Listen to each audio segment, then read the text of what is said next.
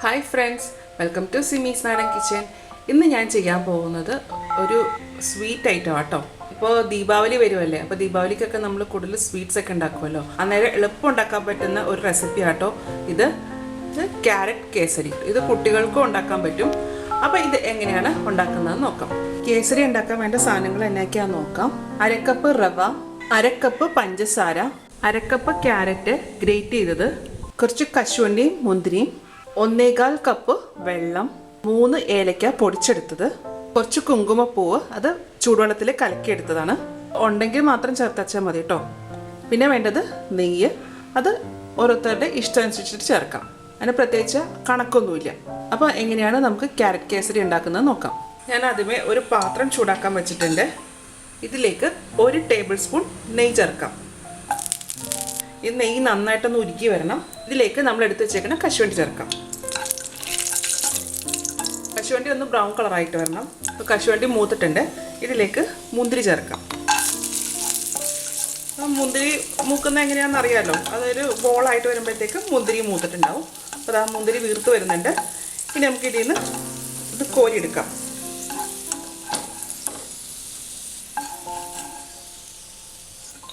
ഇനി ഇതിലേക്ക് 1 table spoon നെയ്യും കൂടെ ചേർക്കണേണ്. ഇനി ഇതിലേക്ക് നമ്മൾ എടുത്തു വെച്ചേക്കണ റവ ചേർക്കാം.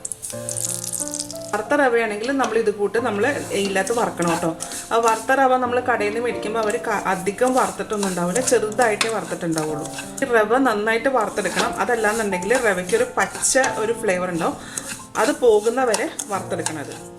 റവ മൂത്ത് വരുമ്പോഴത്തേക്ക് നമുക്ക് അതിനൊരു നല്ലൊരു ഫ്ലേവർ ആട്ടോ വരുന്നത്. അതുവരെ വറുക്കാം. ഏകദേശം ഒരു 5 മിനിറ്റ് നേരമെങ്കിലും ഈ നെയ്യിലിട്ടിട്ട് റവ വറുത്തെടുക്കണം.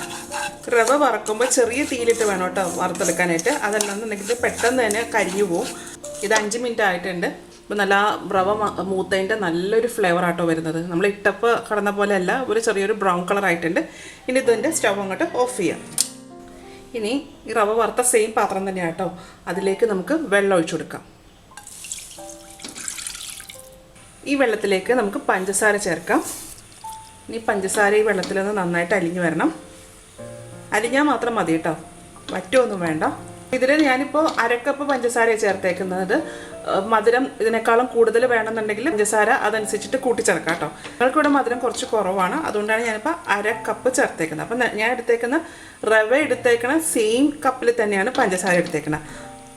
അതുപോലെ തന്നെ വെള്ളവും അതേ സെയിം കപ്പിൽ തന്നെയാട്ടോ അളന്നെടുത്തേക്കണത്. പഞ്ചസാര ഒന്ന് അരിഞ്ഞിട്ടുണ്ട്. ഇതിലേക്ക് ക്യാരറ്റ് ചേർക്കാം.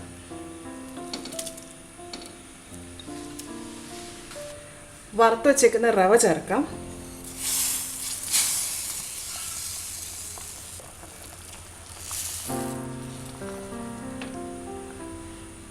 മധുരം ബാലൻസ് ചെയ്യാൻ വേണ്ടിയിട്ട് ഒരു നുള്ളു ഉപ്പ് ചേർക്കുക.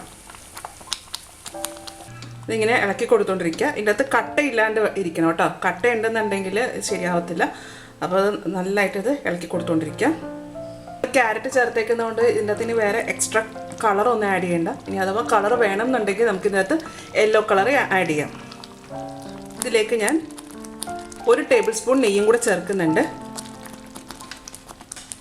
സ്റ്റൗവിൻ്റെ ഫ്ലെയിം നല്ല ലോ ആയിരിക്കണം കേട്ടോ. തീ കൂട്ടി വെക്കരുത്. ഇനി ചെറിയ തീയിൽ കിടന്ന് വേണം ഇതൊന്ന് വെന്ത് വരാനായിട്ട്. ഇത് കുറച്ച് സമയം ഒന്ന് അടച്ചു വെക്കാം. ഇനി അത് ആവിയിൽ കിടന്നൊന്ന് വേകട്ടെ കേട്ടോ. ഒരു 2 മിനിറ്റ് ആയിട്ടുണ്ട്. എന്തായി നോക്കാം. റവയൊക്കെ നന്നായിട്ട് വെന്തിട്ടുണ്ട്.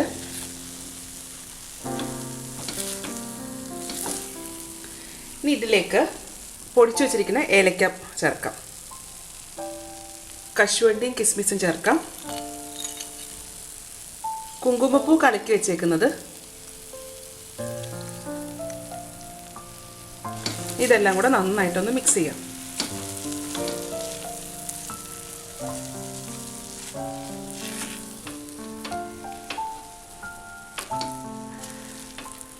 ഇതിലേക്ക് ഒരു ടേബിൾ സ്പൂൺ നെയ്യും കൂടി ചേർക്കുന്നുണ്ട് കേട്ടോ.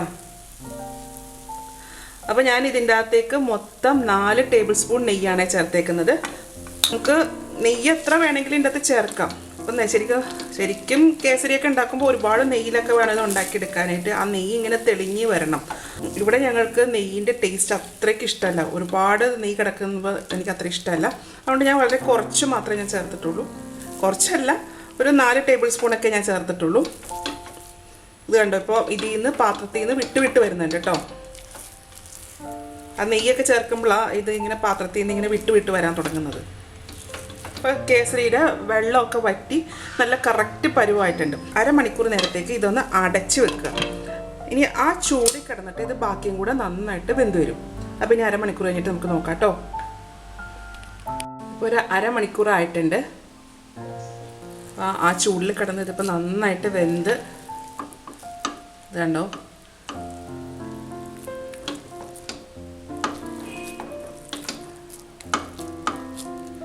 ഇനി ഇത് നമുക്ക് സെർവിങ് ബൗളിലേക്ക് മാറ്റാം.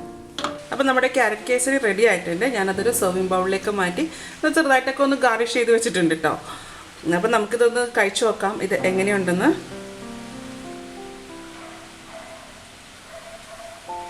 നമ്മൾ ആ ക്യാരറ്റൊക്കെ ചേർത്തേക്കുന്നതുകൊണ്ട് ആ ക്യാരറ്റിൻ്റെ ഒരു കളറും എല്ലാം അതിൻ്റെ അകത്ത് വന്നിട്ടുണ്ട്.